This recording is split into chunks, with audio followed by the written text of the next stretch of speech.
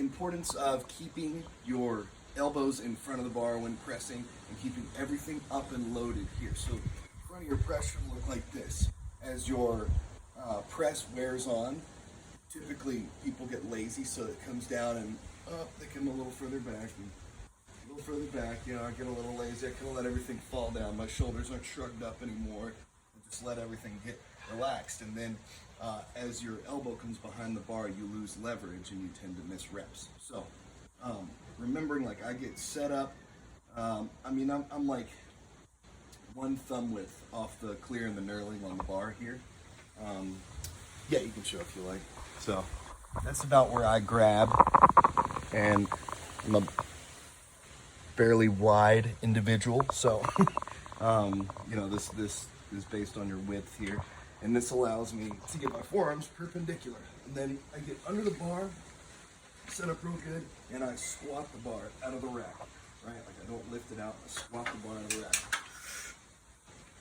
and I keep everything real up and tight here. So my forearms are perpendicular. Let me check this out here.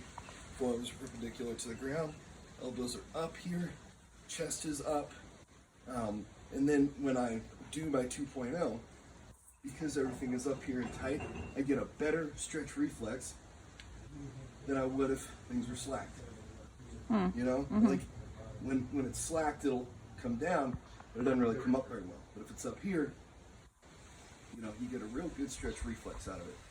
And then the other problem that you run into, as we mentioned earlier, is as the sets or as the reps wear on, you know, maybe your first one's still good, getting a big chest here for it to come off of. But then I'm on rep 3 and they come back a little. My elbows are kind of coming behind the bar.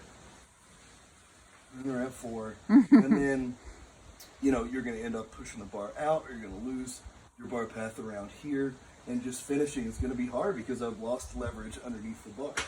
So overall, your 2.0 is looking really good. You're keeping your trunk really rigid, so everything's in place, but now you're leaking power up here.